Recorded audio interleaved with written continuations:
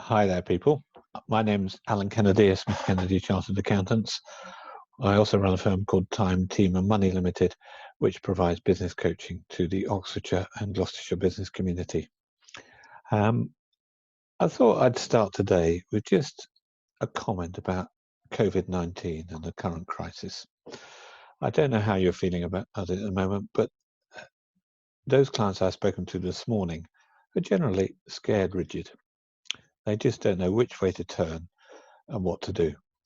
So I won't pretend this is not going to be easy for some people, but I thought I would just give you a few tips from my long and sometimes bitter experience of being in business.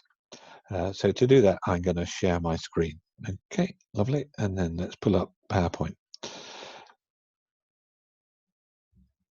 If I can find it. Where are we? PowerPoint. There we go. Okay. Right.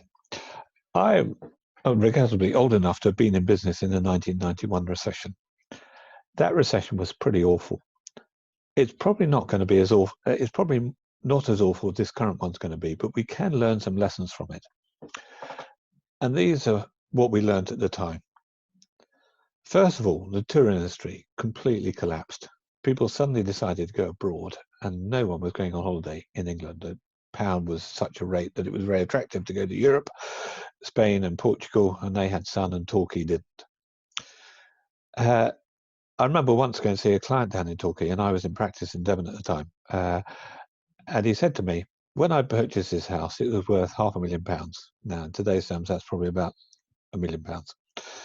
Now it's worth half that. I could have stayed in the Ritz for all the 4 years we've owned it and still been significantly better off. So house prices then plummeted and people stopped moving house. Why? Because they didn't want to sell their house when the house prices were rock bottom. They're going to hang on in there and hope they move back up. And because people stopped moving house, the building industry collapsed. So in terms of where we are at the moment, touring industry collapse, that's just happened really quickly, virtually overnight. And that was the same in 1991. Because most people do, anyway, the building industry collapsed because most people do their building work when they move house. And house builders just sat on land waiting for the house prices to rise. After that, the service industry has really suffered. For example, some of my competitors, an average regional county firm would go from 50 staff down to 25 staff almost overnight. The market was completely flooded with accountants trying to do what I was doing, which was building accounting practice. And that was really tough. Okay. And then, and this was probably the worst thing, the banks went into a state of panic and they started doing some really stupid things. I remember a set of clients who'd been profitable for many years and they had hundreds of £1,000s in property, sent in a set of accounts where it showed a loss for the year and an overdrawn current account in the business. And the banks immediately put a stop on their £20,000 overdraft. No consultation, no nothing. I hope they won't be quite so stupid this time, and those I speak to do seem, it does appear they've grown up a bit. But you just need to be a bit cautious about what you do in your relationship with your bank manager. So what are we going to do about all of this? And there is some good news, I'm pleased to say. What did we do then? We innovated. And we're already starting to see that happen. The business community is just getting to grips with Zoom, Microsoft Teams, any online platform. Actually, that gives us opportunities. I'm not now traveling to work. My wife is not traveling to work, and I'm saving a shed load of money on petrol, car costs, and train fares. That is just such happiness to me. The next thing that happened was we took tough decisions quickly. If we had a staff member who wasn't performing, we sat them down, explained life was tough, and made the post redundant. Not the staff member, I hasten to add. Can't make people redundant, it's only posts you can make redundant.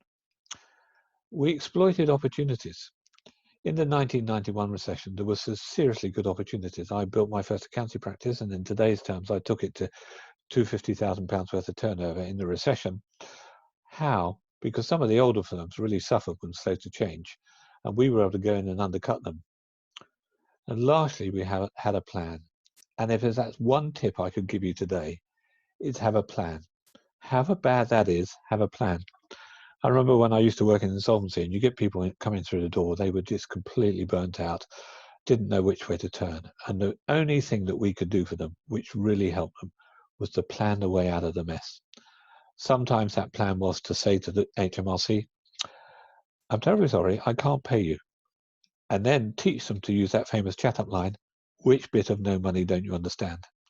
Other times, we'd take them through insolvency procedures. But before you do that, come and talk to me, because there's some real sharks out there, vultures. And we just like to steer you in the right direction so you don't get badly bitten. Okay, in order to help you in this process, we're holding our first meeting of Oxfordshire Business Network tomorrow at when is it? 10 o'clock in the morning. We're expecting it to be very busy. We've got Had, Feather and Ian Glover from NatWest Bank to come and talk to us about what the banks are doing it. We'll do some networking and try and encourage each other.